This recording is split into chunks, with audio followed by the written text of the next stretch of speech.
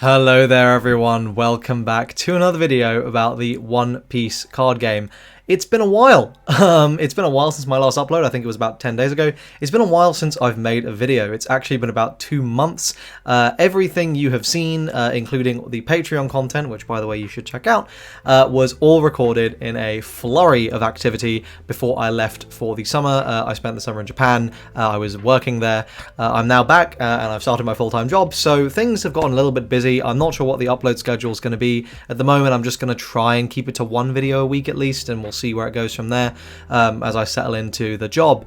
But I wanted to make a video because in the time that I've been gone, we got the entire Ultimate deck revealed, and we've basically got the entirety of Set 5 revealed. So a lot of stuff has happened. I absolutely will be doing a full Set 5 review and analysis. I'm not going to make like a card reveal video or anything and just talking about first impressions because at this point everyone's done it. And as excited as I am to talk about those cards, I would rather do it by color.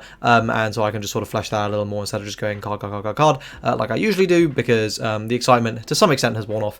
But I am tremendously excited for Set 5, and the sort of reason I'm making this video is because one, I'm leaving for the Netherlands tomorrow. I'm in the middle of work, and I wanted something that I could fairly easily just sort of chat to you guys, catch up a little bit, and just sort of say how I'm feeling. And two, I really wanted to just talk about Set 5, to be honest. So I guess I wanted to set the backdrop though, for what I'm talking about here. So 2 months ago, right before I left, it's closer to 3 now, I made this video. This video was titled Red Will Not Die. And this video came from a place of extreme frustration with the game. As someone who follows the Japanese version, English is behind for me, right? Not in terms of my ability to play the game, far from it. I think I'm a perfectly competent One Piece card game player. I don't think I would say I'm, the best in the world or anything. I'm far from it. But I think I'm fine. But as someone who follows the Japanese format, it's difficult not to look at the English metagame and go, okay, yeah, but I've seen a lot of this before. Now, granted, that's certainly not true at the moment, what with the whole additional ban list and, all that sort of stuff, which I'm not even going to get into right now. But as a result, I'm always looking forward. And when I see the game is just red, it's very depressing. This video was recorded, edited, and uploaded right after Whitebeard won the first OP04 event. And this was one of the things where it was just a gut punch. Honestly, I was so unbearably disappointed that Whitebeard had won. I mean, God, I was so sick and tired of seeing this stupid deck performing. Now, obviously, to some extent, it was an emotional response, because obviously, academically, right? Okay, it's the first event. People play what they know. People play what's safe. But it was basically a set 2 deck with Ezo, which is what really rubbed me the wrong way. I was like, I mean, come on, this is set 4 now. Why is this still doing so well? So, what obviously subsequently happened is the set 4 metagame really developed outwards a little bit, and we saw, the previous leaders, right? If we take a look here, what was doing well, right? Zoro, Law, Whitebeard. We really saw these decks start to fall off. Katakuri, really good in OP04, but fundamentally a slot machine, and we saw it sort of rising in prominence because it was very honestly in OP03, it's fine. I just don't think you ever, you just kind of lose to red, and that sucks. And of course, we saw Rebecca, which is the deck I'm by far most excited for. I'm max raritying this deck. The Manga Sabos, the whole shebang. So I was very excited to see this deck performing well. I haven't got Queen or anything here. Sorry, it's a bit of a spoiler. I haven't got Queen there yet, but Queen was doing bits, and so many cool decks. Actually seeing some sort of play in the format, and I felt a lot more positive going into that OP05 reveal season. And man, OP05 just looks, it really to me does look like it's signaling the death of monocolor leaders for now. I think when you look at the quality of leaders that we have in 2 colors, right? So for example, right, let's look at the Ultimate deck leaders. We have 3 red purple leaders here. Every single one of them is unbelievably powerful. Every single one of them has a unique synergy or a unique way of playing that is going to make them meta contenders for sure. I think Law's the best, in my opinion, when you factor in the OP05 card pool, then Luffy, then Kid, but I think they're all at least tier 1. I just can't see them being below that. Maybe Kid is tier 1.5, you know, like that. But that's the sort of level we're talking about here, right? And if we go over to the Discord and we look through the sort of the set 5 leaders, you know, Bello Betty, this is going to be S tier for sure. The one I want to particularly talk about is Sakazuki, because this just looks ridiculous to me, right? This is so for those of you who don't know what it does, it's just an activate main once per turn, pitch 1, draw 1, and then when attacking, you get to give up to one of your opponent's characters -1 cost. Like the amount that this blue-black leader does is truly staggering. The extent to which it just makes every single card in your deck unbelievably better is ridiculous. Purple also finally got like an actually viable alternative leader that wasn't Kaido, so obviously that's really exciting. But then if you go down past all these Star Trek reveals, Corazon's is a cool leader, but sorry, Rosinante is a cool leader. But if we go all the way past this and we start looking through some of the card reveals, right? Some of the ones that in particular just had me losing my mind with excitement. This Borsellino is unbelievable. You know, on play, bot decking a 4 cost in the context of Sakazuki, this is a perfectly on curve way to just bot deck a 5 cost solo. Is unbelievable. Obviously, you factor that in with the Navy stage from the starter deck, and it's crazy. This card is one of the best cards in the game. This Rebecca, it's truly unbelievable.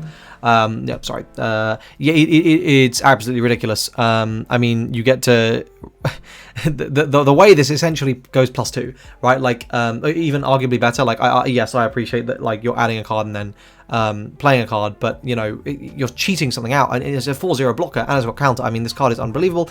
And then, you know, we keep going down. A fairly recent reveal was Mongery, which is just a ridiculous card.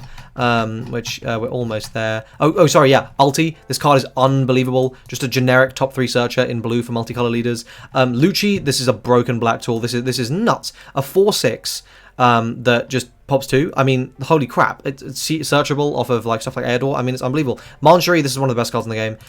This is an insane resource loop. So like the sort of the tools that we're seeing all these multicolor decks get is just out of this world. And it fills me with hope because you know, I'm sick, honestly, of these monocolor leaders. Not that I have anything necessarily against like monocolor leaders. It's just when you look at the format, right? All the way through. If you picked up Zoro from day 1, you could feasibly have been playing the same deck for a year. If you picked up Whitebeard, you could feasibly have been playing that all the way through till, you know, OP05, basically. If you could play Luffy, it's still really good. You could have played that all the way through. You could play Kid all the way through. It's still pretty good. You know, there's sort of these sort of ebbs and flows, but honestly, if you look at the number of multicolor leaders that have been viable, it's what, Lore? Zephyr is viable it was set viable in OP02 and into a heavy green meta. In OP03, is Lore? Is there anything besides Lore that's viable? I don't particularly think so. And it's just a bit depressing because the meta has been very, very stagnant. I think, you know, it's just very fresh. It's very exciting, and I just can't wait to grind out just hours and hours and hours and hours of gameplay with these cards, with these decks. I mean, I don't know. I genuinely want to hear what do you guys think? Because obviously the flip side, right, is the way it looks at the moment is basically all of these early meta decks. It's sort of, they're falling by the wayside, right? Like the way it feels is like set 5 is the power creep set, right? Like or the meta shift set, but arguably the power creep set, right? Purple has got card quality out the arse in this set, combined with the ultimate deck. I mean, I think every single purple card is just fundamentally broken, like every single one of them. They didn't really get anything good in red, but they already had good stuff in red, but every single purple card has been unreal. Every single blue card has been unreal. Every single black card has been unreal. Yellow's been pretty mid, but it was already meta. Green has been pretty mid. But like, you know, the sort of purple, blue, and black have just been unbelievable, and those were the weakest colors. So we're seeing a huge shift over into those colors, if nothing else, being able to compete. And that's really, really exciting. But obviously, as I say, the downside is that means that if you did invest in all those old decks, you know, you're probably feeling a bit bad right now, because I think it's very unlikely that those leaders are still going to see play. I think Whitebeard is completely dead. I just can't see Whitebeard being any kind of viable in OP05. Zoro potentially, but I just feel like I'd rather play Bello Betty, right? Like, you know, Bello Betty just seems strictly better in terms of like everything I'd want to be doing as Zoro. yeah, you know, like it's kind of crazy, but I also like it more because with two colors you just have so much more access to interesting deck building. There's so much more nuance, there's so much more potential for the metagame to, you know, grow and change, and it's just very exciting. That's sort of my thesis. I want to hear what you guys think. I really want to know. Let me know in the comment section, what are you most excited for from set 5? Are you excited for set 5? Are you dreading it? What do you think about set 4? What do you think about the ban list? I want to hear all your thoughts because I've got a lot of video ideas I want to be making. There's a lot of discussion things I want to do. There's a lot of card reviews I want to do. I know there's a lot of stuff I want to be making. My limiting factor at the moment is time, but I really want to hear what you guys have to say, and I also want to check back in and just be like, hey, I'm alive, I'm back. Patrons, there's going to be a little bit of a delay on the next video this month. It's probably going to be nearer the end of the month, but thank you so much for your support. I really do appreciate it. I hope you've been enjoying the guides. I'm going to the Netherlands to take part in a regionals. I'm not expecting to do particularly well. To be honest, I haven't played the game in 2 months. Literally haven't played a single match in 2 months outside of locals yesterday, so we'll see how that goes. But yeah, wish me luck. That's it for this video. Hope you guys enjoyed it. You'll be seeing this probably Friday for you, so yeah.